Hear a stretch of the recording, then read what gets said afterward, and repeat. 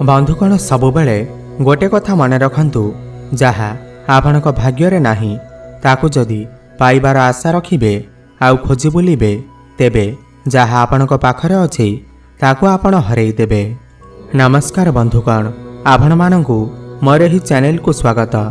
आज ही कार्यक्रम कन्या राशि पाई बहुत गुरुत्वपूर्ण अछि।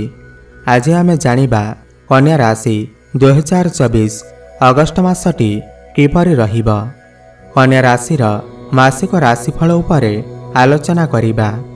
कन्या राशि व्यक्तिविशेषंकर अगस्ट मासटी किपरि रहिबा संपूर्ण भावरे आमे सेही विषय रे आलोचना करिबा। सेमानकर स्वास्थ्य, शिक्षा, प्रेम संपर्क, वैवाहिक जीवन, भाग्य, क्यारियर एवं व्यापार वाणिज्य उपरे विस्तार भावरे आलोचना करिबा। नवग्रहंकर स्थिति मध्य देखिबा। नवग्रह कि प्रकार फल देबारे सक्षम हेबे। शेषरे अशुभत्व प्रदान करुथिबा ग्रहमानक पाई किछि विशेष प्रतिकार मध्य जानिबा। सेथिपाई भिडियोटी को शेष पर्यंत देखंतु। चलंतु आरंभ करिबा एही कार्यक्रम, जहाँकि जन्म राशि चंद्र राशि उपर आधारित। अगस्ट मास आरंभ कन्या राशि रे नवग्रहंकर स्थिति विषय रे सर्वप्रथमे जानिबा।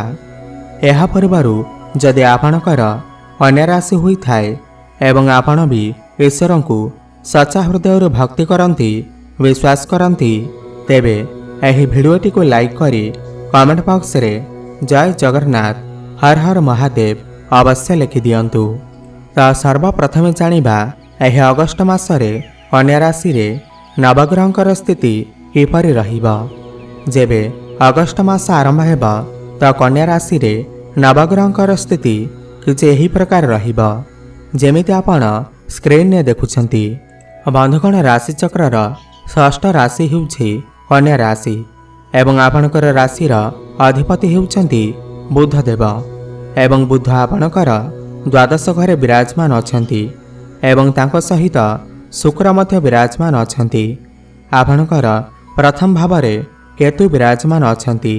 आपणकर सप्तम भावरे राहु विराजमान अछंती। आपणकर षष्ठ भावरे शनिदेव विराजमान अछंती। आपणकर नवम भावरे देवगुरु बृहस्पति एवं मंगल विराजमान अछंती। आपणकर एकादश भावरे सूर्य विराजमान अछंती। ध्यान देई सुनंतु। सबुठु प्रथमे जानिबा आपणकर स्वास्थ्य किपरि रहिबा एही अगस्ट मास 2024 रे। बंधुगण, प्रथम भाव हुई थाए आपणकर स्वास्थ्यर भाव, इम्यूनिटी सिस्टम भाव एवं प्रथम भावर अधिपति बुध एवं बुध आपणकर द्वादश घरे विराजमान अछंती। बंधुगण, द्वादश भाव को कुंडली रे भल विचार करा जाई न थाए। द्वादश भाव लसर भाव होई थाए, खर्चर भाव होई थाए, हॉस्पिटल भाव होई थाए। 22 जुलाई पर्यंत बुध एठारे अछंती, किंतु 22 जुलाई को बुध बकरी हेबे। तो 22 जुलाई पर्यंत आपण टिके आपणकर स्वास्थ्यर ध्यान दियंतु। आपणकर स्वास्थ्य समस्या देखा देई पारे। खास करी बुध हेउछंती त्वचार कारक ग्रह, तो इन्फेक्शन भली समस्या देखा देई पारे। त्वचा संबंधित स्किन रिलेटेड समस्या देखा देई पारे एवं तांको सहित शुक्र मध्य विराजमान अछंती, तो दांतरे किछि समस्या देखा देई पारे। द्वादश घर विदेशर भाव मध्य होई थाए, यात्रार भाव मध्य होई थाए, तो अधिक बुलाबुली करबा जोगु थकापण भली समस्या देखा देई पारे। बाहर खाद्य खाइबा जोगु पेट जनित समस्या किछि देखा देई पारे। एमिति छोट मोट समस्या किछि देखा देई पारे 22 अगस्त पर्यंत। किंतु 22 अगस्त परे आपणकर स्वास्थ्य रे जहाँ भी किछि समस्या थिबा ताहा दूर होई जिबा। एबे जानिबा आपणकर शिक्षा क्षेत्र किपरि रहिबा एही अगस्ट मास 2024 रे विद्यार्थी मानक पाई किपरि रहिबा। बंधुगण, पंचम भाव हुई थाए आपणकर शिक्षा क्षेत्र भाव एवं पंचम भावर अधिपति हेउछंती शनिदेव एवं शनिदेव आपणकर षष्ठ घरे विराजमान अछंती, निज घरे विराजमान अछंती।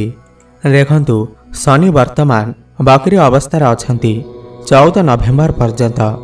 वर्तमान आपण आपणकर पाठपढ़ारे कौनसी बड़ परिवर्तन करने को भावी पारंती।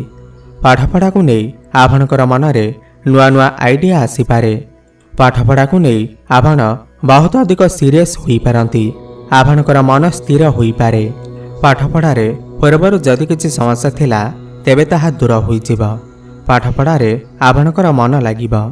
जदि आपणकर किछि एही मासरे एग्जाम अछि तेबे ताहा आपणक पई बहुत भल रहिब। जदि आपण किछि उच्च शिक्षा करबाकू चाहुचंती किमा कोनोसी स्थान रे एडमिशन नेबाकू चाहुचंती तो एही मासरे नियंतु शुभफल प्राप्ति हेब। तो मोटामोटी देखिबाकू गले एही मासरे पाठपढ़ार स्थिति बहुत भल अछि। एबे जानिबा आपणकर प्रेम जीवन किपर रहिब एही अगस्त मास 2024 रे। बंधुगण पंचम भाव ही होई थाए आपणकर प्रेम जीवनर भाव, शिक्षार भाव एवं संतानर भाव मध्य होई थाए। एवं पंचम भावर अधिपति शनिदेव षष्ठ भाव विराजमान अछंती, भल स्थिति अछंती। देखंतु शनि बकरी अवस्थार अछंती 14 नवेम्बर पर्यंत। पूर्वर जदि आपणकर किछि प्रेम जीवन रे समस्या चालुथिला तेबे ताहा एबे दूर हेब।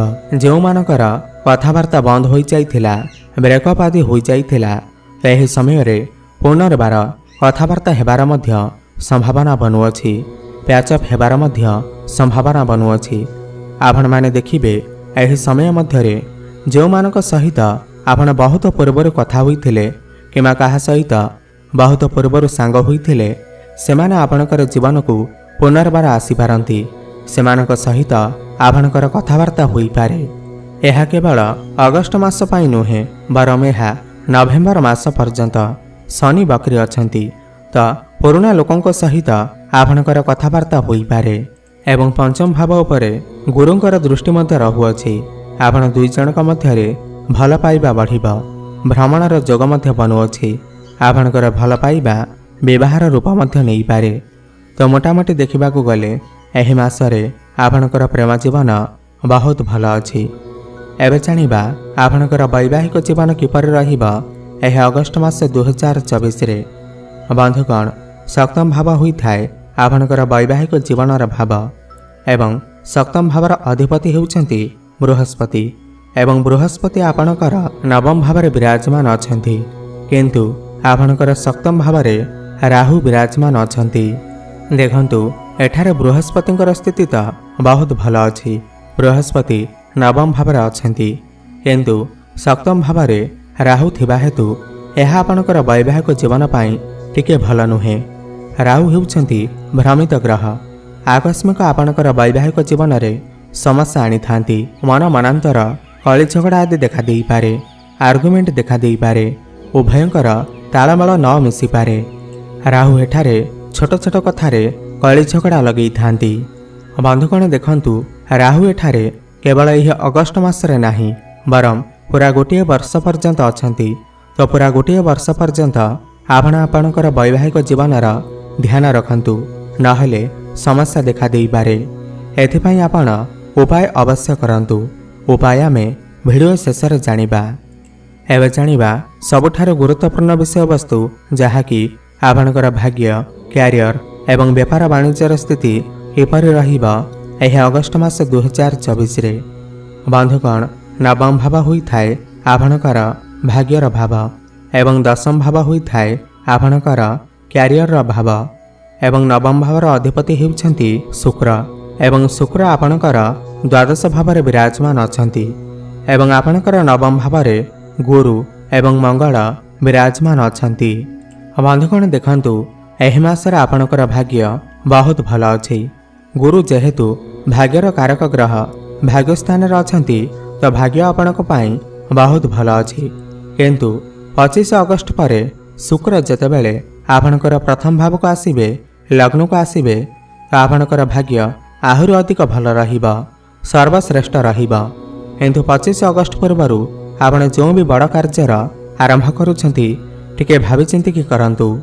कामरे टिके डिले होई पारे, काहेकिना शुक्र द्वादश घरे अछंती।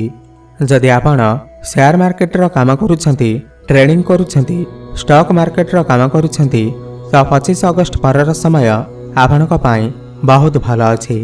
भाग्य आपणको साथ देब, आपणको प्रॉफिट मिलिब।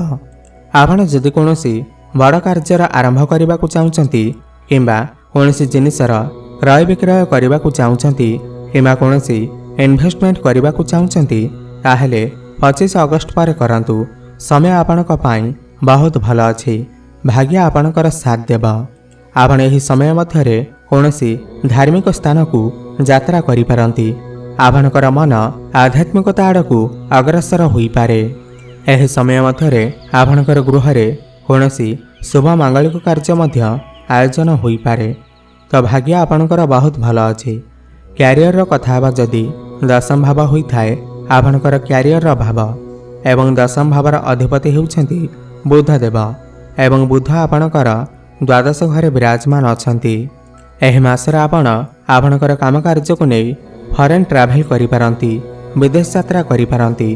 ବିଦେଶରେ ରହି କାମକାର୍ଯ୍ୟ କରୁଥିବା ଲୋକମାନଙ୍କ ପାଇଁ ଏହି ସମୟ ବହୁତ ଶୁଭ ଅଟେ। ବିଦେଶରୁ ଆପଣଙ୍କୁ ଲାଭ ପ୍ରାପ୍ତି ହେବ। ସମୟ ସମୟରେ କାମକାର୍ଯ୍ୟକୁ ନେଇକି ଚିନ୍ତା ବଢ଼ିପାରେ, ପ୍ରେସର ବଢ଼ିପାରେ। କାହିଁକିନା ବୁଧ ଦେବ ଦ୍ୱାଦଶ ଘରେ ବିରାଜମାନ ଅଛନ୍ତି। କାହିଁକିନା ଦ୍ୱାଦଶ ଘର ଲସର ଭାବ ହୋଇଥାଏ। ବନ୍ଧୁଗଣ, ଏହା କେବଳ 22 ଅଗଷ୍ଟ ପର୍ଯ୍ୟନ୍ତ। 22 ଅଗଷ୍ଟକୁ ଯେବେ ବୁଧ ବକ୍ରି ହେବେ ତ ଆପଣଙ୍କର କାମକାର୍ଯ୍ୟ ବହୁତ ଭଲ ରହିବ। ଆପଣଙ୍କୁ ପ୍ରଫିଟ୍ ହୋଇପାରେ। ପ୍ରମୋସନ୍ ହେବାର ମଧ୍ୟ ଯୋଗ ବନୁଅଛି। ଆକସ୍ମିକ ଆପଣଙ୍କୁ ଲାଭ ପ୍ରାପ୍ତି ହେବ। କାହିଁକିନା ବୁଧ ଏକାଦଶ ଭାବର ଫଳ ପ୍ରଦାନ କରିବେ। ଏକାଦଶ ଭାବ ଲାଭର ଭାବ ହୋଇଥାଏ, ଆୟର ଭାବ ହୋଇଥାଏ, ଇଚ୍ଛା ପୂର୍ତ୍ତିର ଭାବ ହୋଇଥାଏ। ଆପଣଙ୍କର ସମସ୍ତ ଇଚ୍ଛା ପୂର୍ଣ୍ଣ ହେବ। ଆପଣଙ୍କର ସମସ୍ତ କାମକାର୍ଯ୍ୟ ସୁରୁଖୁରୁରେ ହୋଇଯିବ। କାମକାର୍ଯ୍ୟକୁ ନେଇ ଆପଣ ବହୁତ ଅଧିକ ଖୁସି ରହିବେ। ବ୍ୟାପାରର କଥା ହେବା ଯଦି ବ୍ୟାପାର ତ ଭଲ ରହିବ, କିନ୍ତୁ ଏହି ମାସରେ ଟିକେ ଖର୍ଚ୍ଚ ଅଧିକା ହୋଇପାରେ। 22 ଅଗଷ୍ଟ ପୂର୍ବରୁ ଆପଣଙ୍କର ବ୍ୟାପାର ବାଣିଜ୍ୟରେ ଟିକେ ଖର୍ଚ୍ଚ ଅଧିକା ହୋଇପାରେ, କିନ୍ତୁ 22 ଅଗଷ୍ଟ ପରେ ଆପଣଙ୍କର ବ୍ୟାପାର ବାଣିଜ୍ୟ ବହୁତ ଭଲ ରହିବ। ଆପଣଙ୍କର ଡେଲି ଇନକମ୍ରେ ବୃଦ୍ଧି ଆସିବ। ଫାଇନାନ୍ସିଆଲ ଗ୍ରୋଥ ହେବ। ବ୍ୟାପାର ବାଣିଜ୍ୟରେ ଆପଣ ବହୁତ ଅଧିକ ଉନ୍ନତି କରିବେ। ଆପଣଙ୍କର କୌଣସି ଏକ ବଡ଼ ଇଚ୍ଛା ପୂର୍ଣ୍ଣ ହେବ। ଆପଣ କୌଣସି ନୂତନ ବ୍ୟାପାର ମଧ୍ୟ ଆରମ୍ଭ କରିପାରନ୍ତି। ଦେଖନ୍ତୁ, ରାହୁ ଆପଣଙ୍କର ସପ୍ତମ ଭାବରେ ଅଛନ୍ତି। ଯଦି ଆପଣ କିଛି ପାର୍ଟନରସିପ୍ରେ ବିଜନେସ୍ କରୁଛନ୍ତି ତ ଟିକେ ସତର୍କ ରୁହନ୍ତୁ। ଆପଣଙ୍କୁ ଧୋକା ମିଳିପାରେ। ଆପଣଙ୍କୁ ବ୍ୟାପାର ବାଣିଜ୍ୟରେ କେହି ବ୍ୟକ୍ତି ଫସେଇ ଦେଇପାରନ୍ତି। ଏଥିପ୍ରତି ଆପଣ ଟିକେ ଧ୍ୟାନ ଦେବେ। ଏବେ ଜାଣିବା କିଛି ଉପାୟ ବିଷୟରେ, ଯାହାକୁ କରିବା ଦ୍ୱାରା ଏହି ମାସରେ ଯାହା ବି କିଛି ସମସ୍ୟା ରହୁଅଛି ତାହା ଦୂର ହୋଇପାରିବ। ସର୍ବପ୍ରଥମେ ତ ଆପଣ ପକ୍ଷୀମାନଙ୍କୁ ଦାନା ପାଣି ଖାଇବାକୁ ଦିଅନ୍ତୁ। ଶୁଭଫଳ ପ୍ରାପ୍ତି ହେବ। ଏହା ସହିତ ବୁଧଙ୍କର ବୀଜମନ୍ତ୍ରର ଜପ ଅବଶ୍ୟ କରନ୍ତୁ। ଓମ୍ ବ୍ରାଂ ବ୍ରିଂ ବ୍ରଂ ସହ ବୁଦ୍ଧାୟ ନମଃ 108 ଥର ପ୍ରତ୍ୟେକ ଦିନ ଜପ କରନ୍ତୁ। ଶୁଭଫଳ ପ୍ରାପ୍ତି ହେବ। ଏବଂ ପ୍ରତ୍ୟେକ ଦିନ ସୂର୍ଯ୍ୟଙ୍କୁ ଜଳାର୍ଘ୍ୟ ଅର୍ପଣ କରନ୍ତୁ ଏବଂ ହନୁମାନ ଚାଳିଶାର ପାଠ କରନ୍ତୁ। ଶୁଭଫଳ ପ୍ରାପ୍ତି ହେବ।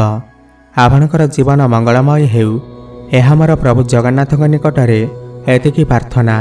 ଧନ୍ୟବାଦ।